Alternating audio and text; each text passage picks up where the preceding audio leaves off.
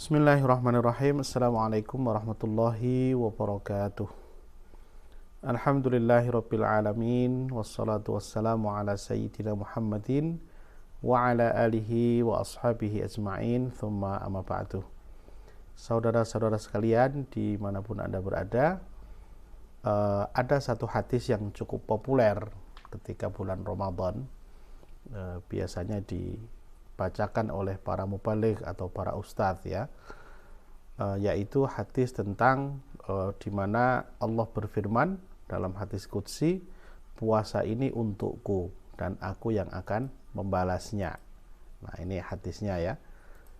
Jadi diriwayatkan oleh sahabat Abu Hurairah, qala Rasulullah sallallahu alaihi wasallam, qala Allah Ta'ala, kullu amali bani adama lahu illa siyam. Jadi Rasulullah pernah bersabda, meriwayatkan dari Allah bahwa semua amal anak Adam adalah milik anak Adam kecuali puasa. Fa innahu li, sebab puasa itu milikku, kata Allah, wa ana ajzi bihi, dan aku yang akan membalasnya.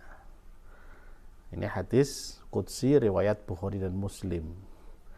Nah, biasanya akan timbul pertanyaan, lah terus kalau puasa itu milik Allah, lah memang amal yang lain punya siapa? Terus kalau puasa diberi pahala langsung oleh Allah, lah amal yang lain siapa yang memberi pahala? Gitu ya. Nah, coba kita ringkaskan dari beberapa pendapat yang dikutip oleh Imam Ibnu Hajar Al-Asqalani dalam kitab Fathul Bari, beberapa makna untuk menerjemahkan atau memaknai hadis tadi. Puasa ini untukku dan aku yang akan memberikan pahalanya. Apa maknanya? Yang pertama, bahwa ibadah puasa itu memang tidak menimbulkan sifat riya dan pamer sebagaimana ibadah yang lain. Ya, atau katakanlah sangat minimal peluangnya. Ya. Kenapa? Ini dikuatkan oleh Imam Al-Qurtubi dan Imam Ibnu Al-Jauzi, di mana beliau berkata, sebab semua ibadah itu tampak pelaksanaannya sehingga berpotensi mendatangkan riya, kecuali puasa. Memang di antara 5 rukun Islam itu semua ada perbuatan spesifiknya. Mengucap syahadat, melakukan sholat, membayar zakat, menunaikan haji, itu semua kan ada rangkaian ibadahnya begitu. Ada ritualnya yang bisa dilihat orang sehingga peluang riya itu besar. Tapi kalau puasa ini satu-satunya ibadah yang tidak ada perbuatan spesifiknya. Sebab rukun puasa adalah apa? Menahan diri, tidak makan, tidak minum, tidak melakukan apa-apa yang membatalkan puasa dari subuh sampai maghrib. Jadi memang tidak ada perbuatan spesifiknya. Makanya bisa disambi tidur, bisa disambi ngobrol, bisa disambi cerita gitu ya. Nah, karena itulah maka mestinya potensi untuk berbuat riya dari puasa ini kecil, tidak bisa dipamerkan gitu. Nah, maka ada hadis yang menyebutkan begini, laisa fis siyami riyaun. Tidak ada riya di dalam ibadah puasa.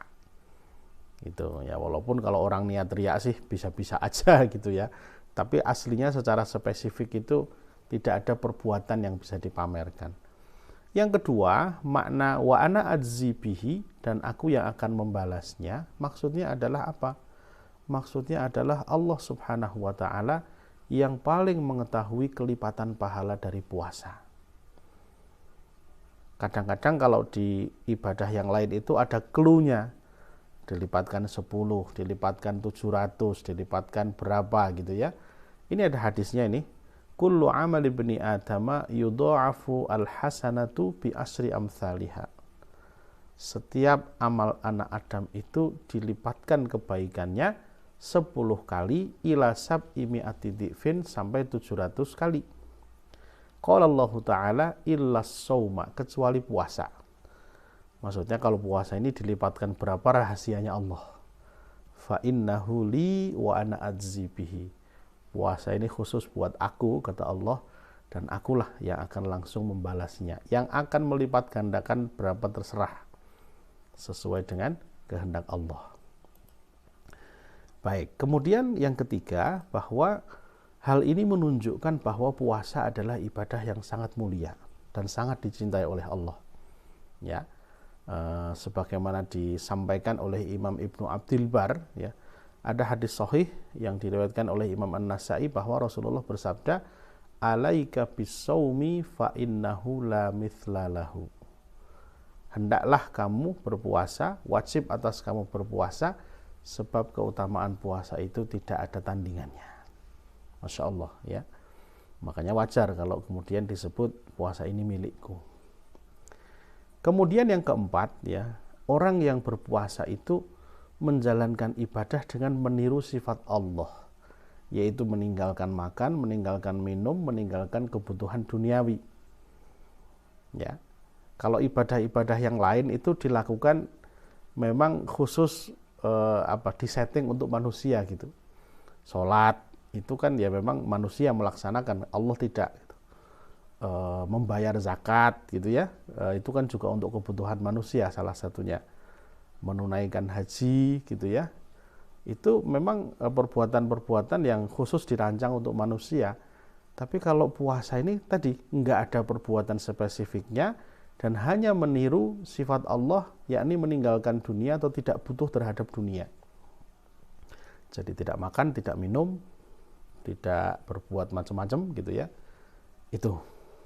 Nah, yang terakhir yang kelima, mirip dengan yang nomor 4, mohon maaf ini, mirip dengan yang nomor 4 gitu ya. Hanya saja dinisbatkannya kepada sifat malaikat, bukan kepada sifat Allah. Jadi sama ini, malaikat itu juga tidak butuh makan, tidak butuh minum gitu ya, tidak melakukan hal-hal yang sifatnya manusiawi gitu. Dan itulah sebenarnya inti daripada puasa. Demikian, mudah-mudahan membantu pemahaman kita. Terima kasih. Assalamualaikum warahmatullahi wabarakatuh.